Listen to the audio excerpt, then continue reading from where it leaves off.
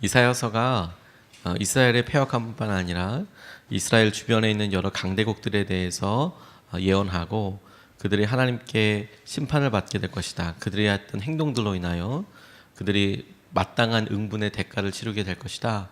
그렇게 계속 예언해 오시다가 오늘 본문 말씀은 특별한 한 사람에 대해서 주목한 말씀입니다.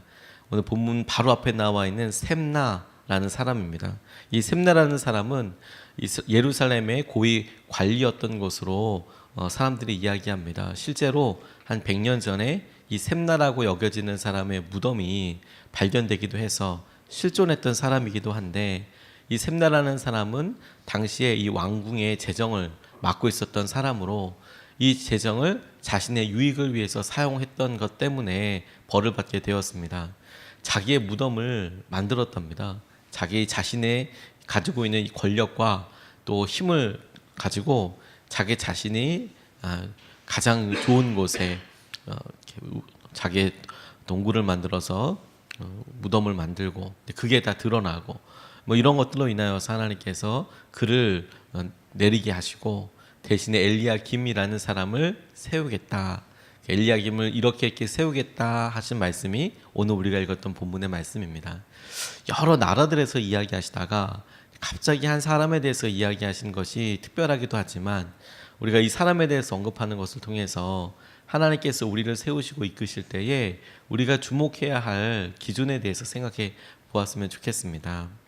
먼저 이 엘리야김을 세울 때 제게 하나님께서 엘리야김에 대해서 하시는 축복이 저 자신에게도 우리에게도 이루어졌으면 좋겠다, 이런 표현이 가득하고 또 실제로 그렇게 되었으면 좋겠다라는 마음이 들었습니다. 주님, 저를 세워주십시오, 이렇게 세워주십시오 라는 그런 마음이 들었습니다. 오늘 22절 23절 말씀에 보면, 내가 또 다윗의 집의 열쇠를 그의 어깨에 두리니 그가 열면 닫을 자가 없겠고 닫으면 열 자가 없으리라.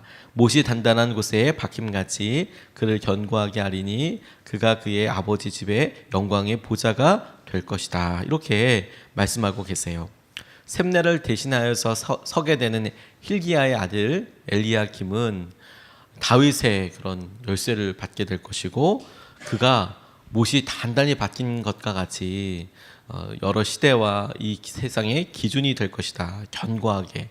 그리고 그것으로 인하여서 그의 아버지의 집의 영광이 될 것이다. 가문의 영광이 될 것이다. 이런 축복을 받게 되는데 참 귀하다, 놀랍다, 이런 생각이 들었습니다. 창경궁에 붙어있는 종묘라는 곳에 가면 정전과 영영전이라는 곳이 있습니다. 종묘에 정전과 영영전이라는 곳이 있는데, 그곳에 그 조선시대의 왕들의 위패를 이렇게 갖다 놓은 곳입니다. 그 앞에 어떤 종묘 제례를 하기 위해서, 조선시대에 중요한 행사들이 있을 때마다 종묘 제례를 하기 위해서 커다란 공터 같은 게 이렇게 있어요. 거기에 박석이라는 게 깔려 있습니다. 박석이 뭐냐면, 요즘은 우리 지나가다 보도블록처럼 네모 반듯한 것들을 차례대로 깎아 놓지만, 조선시대에는 그런 게 없어서 큰 돌들을 이렇게 큰 어떤 단처럼 만들어 놨습니다. 굉장히 넓게 만들어 놨어요. 거기에 문무백관들이 와서 같이 있어야 하니까. 그런데 유독 주목하게 되는 한 가지가 있는데 뭐냐면, 그렇게 큰 넓은 터 위에 뜬금없이 고리 같은 것들이, 고리못이 하나씩 이렇게 박혀 있어요. 뜬금없이 그런 게 하나씩 뚝뚝 이렇게 박혀 있습니다. 이렇게 못인데 끝이 이렇게 고리가 되어 있어서 땅속 깊이 박혀 있는 거예요. 그러니까 평평하고 박석들이 쭉 깔려 있고 여기 사람들이 이렇게 서서 하는데, 이 동그란 고리는 뭘까? 가다가 넘어지기 딱 좋을 텐데 이걸 왜 새말뚝으로 이렇게 한가운데다 이렇게 여러 개를 이렇게 박아놨을까? 너무 궁금해서 고궁과 관련된 것들을 많이 찾아봤거든요. 이게 도대체 용도가 뭐야? 이걸 왜 여기다 박아놓은 거야? 혹시 실수한 건가? 이런 생각해서 찾아보다가 흥미로운 사실을 발견했습니다. 그게 뭐냐면, 그런 종묘 제례나 이런 게 진행이 될 때 그곳에 장막을 친다는 거예요. 텐트를 치고, 그리고 왕이나 뭐 이런 사람들이 그 그늘 밑에 이렇게 있게 되는 거죠. 혹은 어떤 물품들이나 이런 것들을 놔둘 때 필요한 이런 장막 같은 것을, 텐트 같은 걸 치는 그런 것을 위한 용도라고 하더라고요. 조선시대 때 그런 게 벌써 있었다고. 그게 현대에 그렇게 심어놓은 게 아니라 조선시대 때 그런 게 있었다라고 이야기하더라고요. 샘나와 관련된, 엘리야 김과 관련된 이야기를 듣고 잘 바뀐 못과 같이라는 이야기를 들을 때 지금 이 본문 말씀이 형용하는 것은 그것을 뭔가 걸 수 있는, 그래서 높은 곳에 무언가 걸 수 있고 그래서 그릇을 걸었다 뭐 이런 표현으로 묘사하고 있지만, 우리가 뭘 의지할 수 있고 사람들이 그것을 통해서 어떤 삶의 평가와 기준과 마치 장막이 서듯이 벽에 시계를 걸듯이 중요한 역할을 하는 사람으로 너를 쓰겠다 이렇게 이야기하시는데, 우리 삶이 그렇게 건물이 서고 혹은 중요한 것들이 걸려 있고 사람들이 모두가 다 볼 수 있고 그런 목과 같이 단단히 박힌 목과 같이 그렇게 쓰임 받을 수 있으면 참 좋겠다 이런 생각이 들었어요. 우리가 잘 살고 잘 되고 잘나고 이런 것에 목표가 있는 게 아니라 하나님께서 우리를 쓰시는데 다른 사람들에게 잘 박힌 목과 같이 사용하여 주셔서 우리 사람들에게 기준이 될 뿐만 아니라 하나님께서 우리를 사람들에게 드러내게 하시는 영광의 통로가 되었으면 좋겠다. 무디가 그의 과거를 보면 굉장히 초라합니다. 그가 초등학교 졸업이 전부였어요. 그리고 설교학교 준비하면서 무디에 대한 자료들을 조금 더 찾아보니까 우리가 무디 목사님 하지만 실제로 무디는 목사님이 아니에요. 평신도 사역자였습니다. 그가 우리가 얘기하면 가방끈이 짧아서 공부를 많이 하지 않았습니다. 많이 하지 않고 삶이 너무 가난하기도 하고 힘들기도 하고, 그래서 그의 학력이 초등학교 졸업이 전부였어요.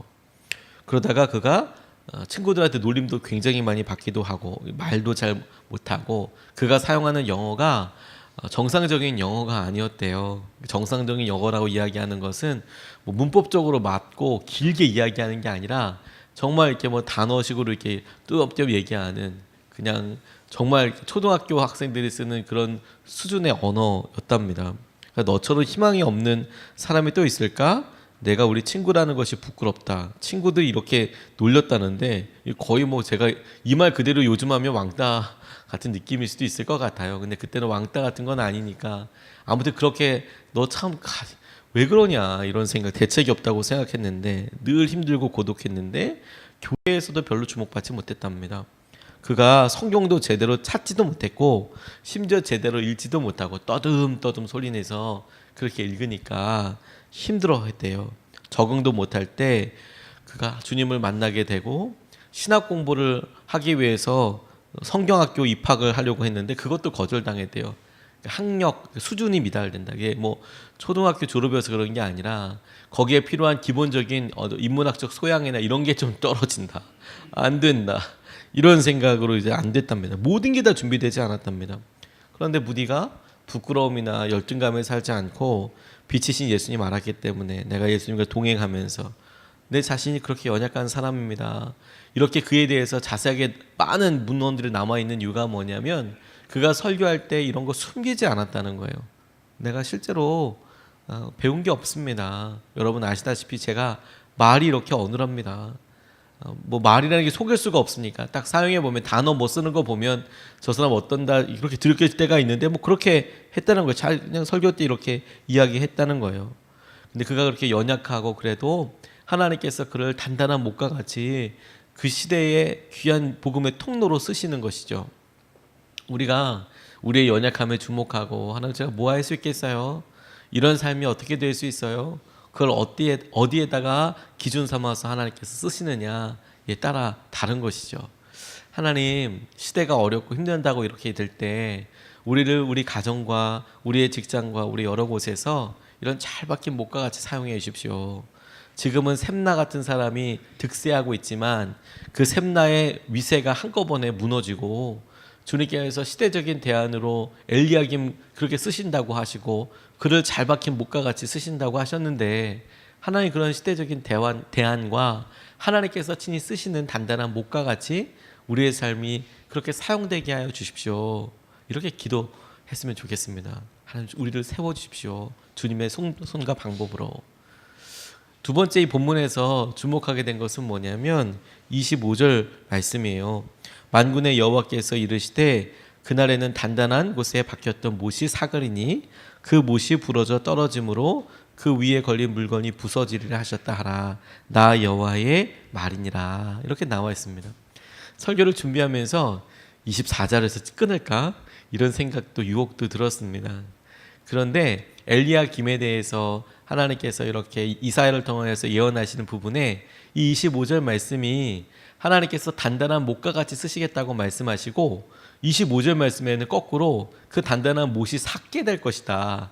그래서 거기에 걸려 있었던 모든 어떤 그릇들이 바로 24절에 종지에서부터 그릇과 같은 모든 것들이 다 걸려 있을 것이라고 말씀하셨는데 25절에는 그게 삭아서 떨어져서 다 깨어질 것이다. 이런 표현이 드니까 엘리야김에 대해서 축복하시고 이 축복의 무드로 딱 끝나면 좋을 텐데 그런데 그가 멸망하게 될 것이다. 이렇게 말씀하시니까 24절에서 딱 잘라서 축복으로 딱 이렇게 하면 좋을까? 이렇게 하다가 하나님께서 이렇게 바로 극명하게 한 절 사이에 말씀하신 이유에 대해서 질문해 보게 됐어요. 하나님께서 연약하고 샘나같이 아주 강대한 힘을 갖고 있었던 사람에서 어떻게 바뀔까 이런 생각하다가 하나님의 방법으로 엘리야김 세웠을 때 엘리야김을 그렇게 놀랍게 쓰시지만 그가 이렇게 멸망할 수 있다라고 이야기한 이유는 세우시는 하나님에 대해서 기억하라 라는 말씀으로 붙잡게 됐어요. 누가 세우는지에 대해서 너 기억해야 한다. 엘리야김을 세우는 사람이 누구인지 그를 어떻게 하나님께서 이끌어 가시는지를 네가 보아야 한다. 이 말씀을 계속 묵상하고 읽으면서 여로보암 생각이 났습니다. 솔로몬 이후에 아들이었던 르호보암이 왕이 되었을 때 솔로몬에게서부터 인정받았던 여로보암이 애굽으로 도망갔었다가 돌아오게 됩니다. 솔로몬 때 그가 일을 탁월하게 잘하니까 솔로몬한테 인정받았던 사람이거든요. 그런데 아히야라는 선지자가 나타나서 그에게 옷을 찢어서 12조각 중에서 10조각을 주면서 너 왕 된다 이렇게 이야기한 이후에 솔로몬이 그를 주목하였고 결국에는 애굽으로 도망가게 됐어요. 근데 르호보암이 왕이 되었을 때 솔로몬이 죽고 왕이 되었을 때 여로보암이 다시 애굽에서 돌아와서 그때 당시에 중요한 핫 이슈였던 우리 세금 좀 줄여주십시오. 우리 노역 좀 줄여주십시오. 이런 이야기를 대표로 백성들이 했었거든요. 너무 힘듭니다. 왕궁 짓느라고 교회 짓느라고 너무 힘들었습니다. 좀 줄여주세요. 그랬더니 이 르호보암이 아버지의 친구들 신하들이 했던 그렇게 해주세요. 너무 힘듭니다. 라는 말을 듣지 않고 자기 친구들이 무슨 소리냐. 내 새끼손가락이 우리 아버지 허리보다 더 두껍다. 내가 더 강대하다. 그래서 자기 친구들의 말을 듣고 아주 험하게 이야기하죠. 그래서 나라가 싹 갈라져 버립니다. 그때의 북이스라엘의 첫 번째 왕이 됐던 사람이 여로보암이에요. 사람들의 무리를 이끌어가고 선동했던 사람이기도 하지만 오해하지 말아야 될 것이 하나님께서 선지자를 통하여 그를 직접 기름 부으셨다라는 거예요. 근데 뭐를 주목하고 떠올리게 되었냐면 이 여로보암에게 하나님께서 아히야를 통하여서 약속하신 말씀입니다. 뭐라고 말씀하셨냐면 너에게 다윗에게 주었던 약속대로 네가 하나님 나의 법과 나의 율례를 지키면 내가 너를 그렇게 축복하겠다라고 이야기를 하세요. 저는 성경을 통독하면서 몇 번 다시 읽어봤어요. 이게 진짠가? 여로보암에게 아히야를 통하여서 네가 나의 말을 따르고 순종하면 너에게 다윗에게 주었던 은혜와 축복을 주겠다. 그렇게 약속을 하신 거예요. 그리고 험하고 어려운 시기들이 있었지만 결국에는 그가 북이스라엘의 왕이 되었고 당시의 지리적인 그리고 어떤 기후의 여건들을 본다면 북이스라엘이 위치했던 이 북쪽이 남유다보다 훨씬 더 비옥한 땅이었습니다. 북쪽에는 그래도 샘도 좀 있고 좀 살만한 곳이 그래도 좀 있거든요. 근데 남쪽에는 광야가 많고 또 이집트로 이어지는 애굽으로 이어지는 광야가 이어지는 땅들이 남유다에 있기 때문에 똑같은 지역을 이렇게 보더라도 어느 곳이 더 좋냐라고 물어보면 당연히 북이스라엘이죠. 성경의 시편에 나와서 물이 흐르고 이렇게 나와 있는 묘사는 거의 다 북쪽과 관련된 것들이 많아요. 그 지역상으로서. 그럼 비옥한 땅에 그가 남유다보다도 거의 더 훨씬 더 강대한 그런 나라를 갖게 되고 했는데 그가 막상 한 행동을 보면 영 마땅치 않았습니다. 하나님께서 분명히 그런 축복 주셨는데 그가 백성들을 온전히 자기에게로 이 나라에 주목하기 위해서 금송아지를 만들어서 베델과 단사에 놓기도 하고, 그리고 하나님의 절 여호와의 절일이라고 그래서 여호와의 날 자기들이 차로 만들어서 이야기하기도 하고, 레위인이 아닌 일반 사람들 뽑아가지고 하고 싶다는 사람들 뽑아서 제사장으로 만들기도 하고 별의 별짓을 다 했어요. 그래서 결국에는 망하게 되는데, 망하는 기준이 어느 정도였냐면 성경에 열왕기 하 읽다 보면 다 그들이 패역하고 나빴다라고 이야기할 때 뭐라 표현하느냐, 그가 여로보암의 길을 따랐다 이렇게 이야기해요. 여로보암의 길을 따랐다. 그가 우상 숭배와 하나님이 패역하게 생각하시는 일을 다 하고, 이런 표현을 할 때 아예 관용어구처럼 여로보암의 길을 따랐다 이렇게 이야기하고 있거든요. 근데 전 너무 아깝더라고요. 여로보암에게 하나님께서 처음부터 너는 망할 사람이야, 너는 끝날 거야 이렇게 얘기한 게 아니라 너에게 다윗과도 같은 은혜를 줄 거야, 네가 다윗과도 같은 왕조를 세울 거야, 네가 순종하고 네가 나를 경외하면 그만한 축복을 줄 거야, 이런 약속을 받은 사람이 몇 명이냐 이거예요. 몇 명이. 다윗이랑 여로보암밖에 없을 것 같아요. 별로 없었다는 거예요. 사울, 내가 그렇게 너를 왕으로 세워서 너를 그렇게 쓰겠다라고 이야기하시는 어마어마한 축복을 받았을 때 그걸 그냥 허무하게 그냥 다 날려버리더라는 거죠. 엘리야김에 대해서 하나님께서 축복하실 때 뭐라고 말씀하셨냐면 너에게 다윗의 열쇠를 주고 너에게 그런 권세와 이런 걸 다 주겠다라고 말씀하셨던 그 엘리야김이 25절에 하나님께서 그런데 너 보니까 너 나중에 망하게 되겠다 이렇게 이야기하시는 거죠. 그러니 떠올리게 됐어요. 아, 내가 받은 하나님께서 다윗과도 같은 그런 권세와 권능과 힘과 이거 내가 받았구나. 이거 받은 것 가지고 우리가 그냥 이게 다인 줄 알고 살다 보면 나를 그곳에 세우신 분, 나를 그곳에 이끄신 분, 나를 쓰시고자 계획을 갖고 계시는 분, 그분 잊어버리는 순간 이게 망하게 되는 거구나. 이게 망하게 되는 거구나. 주님께서 우리를 세워주십시오라고 기도하되 우리가 그렇게 주님께서 세워가시는 모든 순간 가운데 우리를 세우시는 주님을 잊지 않게 해주십시오. 잊지 않게 해주십시오. 교회에서 열심히 간절하게 기도하시다가 하나님께서 기가 막히게 회복시켜 주시는 분들을 보면 너무 감사합니다. 어떻게 하나 이런 일을 하셨을까? 이런 생각이 막 들어요. 어려운 시험들도 하나님께서 시험 자체의 당락과 상관없이 심령을 붙잡아 주셔서 얼마나 주님 앞에서 심령이 가난해지는지 주님만 찾게 하거든요. 근데 그렇게 시험을 통과하고 나면 또 하나님께서 아주 선하게 이끌으실 때가 있어요. 합격이 되고 좋아하고 원하던 그 직장이나 그 일을 하게 돼요. 근데 어이없게도 그렇게 하고 나서 결국에 어떻게 되느냐 보면 그게 또 빌미가 되어서 신앙생활에 또 바닥으로 그냥 내려가는 거예요. 그냥 하나님께서 주신 축복과 하나님께서 하신 것, 하나님께서 그간의 여러 염려들, 그간의 여러 갈망들에서 어떻게 붙잡으셨는지 의지했는지 또 홀랑 다 이제 그냥 딱 쌈 싸먹고 그냥 그리고 또 그냥 어려워하시는 거예요. 그래서 마음에 곤고함이 들고 갈급함이 드는데 그걸 내가 심령에 진짜 그렇다라고 느낄 때는 이미 많이 지나가 있는 거죠. 이미 많이. 엘리야김 똑같습니다. 엘리야김 똑같습니다. 어느 성도가 집사로 임명받았는데 목사님에게 와서 못하겠다고 하더래요. 집사 되십시오 이렇게 임명을 하려고 하는데 저 못하겠습니다. 왜요? 네, 목사님 저는 연약해서 이 직분 감당하지 못하겠습니다. 근데 목사님이 가만히 듣다 보니까 성도님 말이 틀렸다는 걸 알았대요. 성도님 정말 약하다고 생각하시냐고 하세요? 그럼 문제될 게 없습니다. 근데 성도님이 진정한 문제가 뭐냐면 너무 강해서 문제입니다. 너무 강해서 주님께서 못 쓰시는 거예요. 너무 약해서가 아니라 너무 강해서. 되게 우리의 문제가 사실 그렇습니다. 우리의 삶이 지금 우리에게 주님 축복을 주시고 은혜 주시는 것에 대한 갈망은 당연한 것이죠. 하나님 우리를 축복해 주십시오. 사용해 주십시오. 단단한 목과 같이 이 시대에 사용하여 주십시오. 우리 가문을 그렇게 일으켜 주십시오 라고 기도하는 것과 동시에 하나님, 그러나 우리 삶에 우리를 세워주시는 그 하나님 놓치지 않게 해주십시오.